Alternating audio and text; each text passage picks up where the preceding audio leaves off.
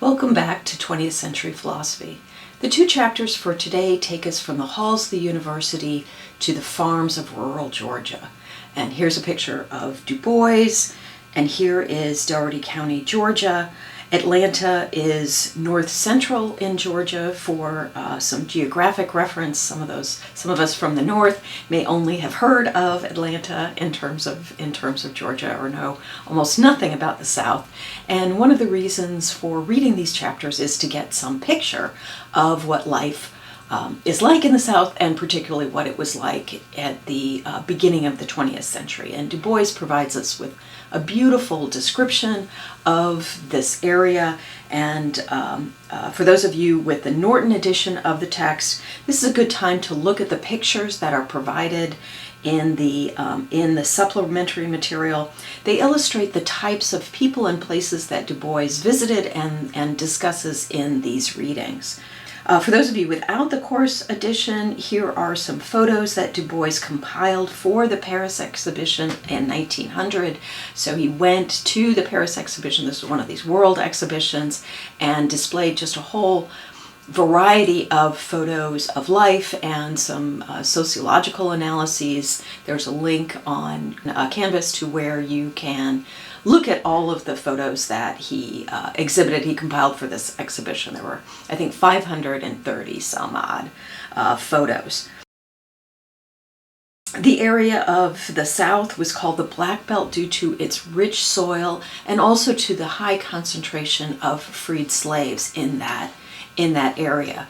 As Du Bois notes in The Golden Fleece, the high concentration of black people there was the result both of the importing of slaves, the buying of slaves to work the soil, the very rich soil to grow cotton, but then also there was migration from the surrounding regions with the idea of having a high concentration of people of color to provide greater protection against the harassment of the white people in the South during this very tumultuous period. One of the most shocking aspects of the injustices during this period of Reconstruction after the Civil War is the institution of laws prohibiting migration.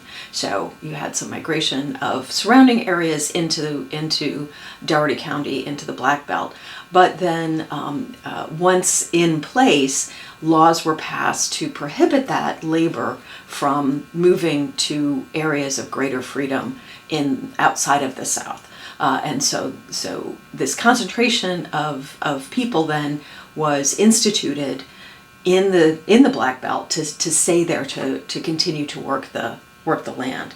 This picture of the Black Belt that Du Bois paints in this chapter is of very poor, overworked, hopeless people, and also of a land that is overworked, that has also been exploited, and the richness of the land has been pulled out of the soil due to the single crop cotton in order to make money. It was a very money-making kind of crop, and so both the land and the people have been exploited. And here's what Du Bois says about this land. This is on page 80 of the Black Belt. There is little beauty in this region, only a sort of crude abandon that suggests power, a naked grandeur, as it were. The houses are bare and straight. There are no hammocks or easy chairs, and few flowers. So when, as here at Rawdon's, one sees a vine clinging to a little porch and home-like windows peeping over the fences, one takes a long breath. I think I never before quite realized the place of the fence in civilization. This is the land of the unfenced, where crouch on either hand scores of ugly one-room cabins, cheerless and dirty. Here lies the Negro problem in its naked dirt and penury. And here are no fences. So I provide pictures of both the one-room cabins that he talks about in here and in the Black Belt, but also some of the houses with fences that are more lovely and that allow us to take a breath. And as well, the different levels of classes are described in the text. of the landowners suffering under debt but managing to get by, of the tenant farmers with no reason to work at all and are deeply hopeless, but also the freeholders who have managed to own their land and to prosper, as well as the owners of the drugstores or the other merchants of the black upper class who are doing quite well. So there's a variety of types of people and of classes, even as the overwhelming picture of the Black Belt is one of poverty and of suffering. And so on the next page here is how Du Bois continues in his description of this land. How curious a land is this, how full of untold story, of tragedy and laughter, and the rich legacy of human life, shadowed with a tragic past and big with future promise. This is the Black Belt of Georgia. Dougherty County is the west end of the Black Belt, and men once called it the Egypt of the Confederacy. It is full of historic interest.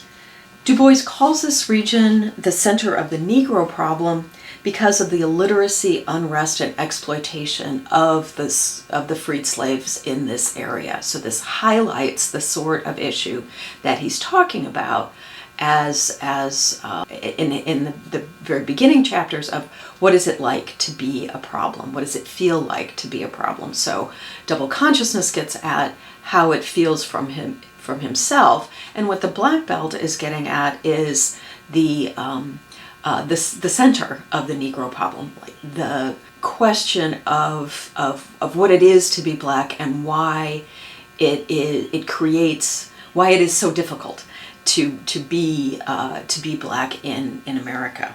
The stories told by the people that Du Bois meets exemplify the hopelessness that resulted from the new form of slavery that's imposed during Reconstruction. Both from without and within the veil, there is this sense of being a problem, the sense of hopelessness that is that comes from within, especially for the people that Du Bois is describing, many of the people that Du Bois is describing in these two chapters, but then also for himself, who is a person who doesn't suffer from the same level of poverty, but for whom this poverty and this hopelessness is also a problem and a blight for his people that needs to be rectified. And he talks about the situation in terms of the Egypt of the Confederacy in order to compare the black people of the South with the Israelites in Egypt.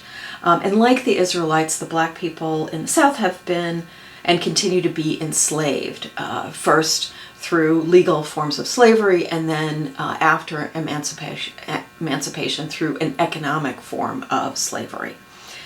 And Du Bois talks about the ways in which the masters benefited from a period of abundance, but then squandered that wealth and then were suffering famine as a consequence. And this is also a parallel with the Egyptians of the biblical story, who had, years of wheat and prosperity and grain, but then also suffered from a famine.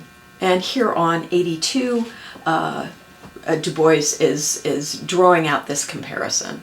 And yet with all this, there was something sordid, that is, with the wealth of the Confederacy. With all this, there was something sordid, something forced, a certain feverish unrest and recklessness. For was not all this show and tinsel built upon a groan? This land was a little hell, said a ragged, brown, and grave-faced man to me. We were seated near a roadside blacksmith shop, and behind was the bare ruin of some master's home. I've seen niggers drop dead in the furrow, but they were kicked aside, and the plow never stopped. Down in the guardhouse, that's where the blood ran. With such foundations, a kingdom must in time sway and fall. The comparison with the Israelites in Egypt has, in addition to this sad and desperate situation of slavery also has the hope for freedom. The Israelites were freed and led by Moses out of the land of slavery and into the promised land of Canaan. And the African American spiritual Go Down Moses is a wonderful way in which that spirit of the Egypt of the Confederacy is embodied in song. And there's a great recording by Louis Armstrong that I'm not going to include here for copyright reasons, but you can Google it, or I'll include a link on Canvas that you can listen to this song to continue to make the connections between that Du Bois makes throughout the Souls of Black Folk between the African American spiritual music and the kinds of images that Du Bois is developing of both hopelessness and hope, the twin feelings that one gains from the Negro problem in the South, and the reference to Egypt is just one of the many that Du Bois draws on classical literature, including the Bible, in order to situate Black people within the cultural narratives of Western civilization. So his experience and the lives of his people figure in a long historical narrative and a future civilizational narrative. Their tale is one not of pity and charity, their tale is one of tragedy and heroism. And this is the sort of story that Du Bois is telling throughout the Souls of Black Folk, and that he wants to be part of the narrative or to constitute the narrative of African American civilization going forward.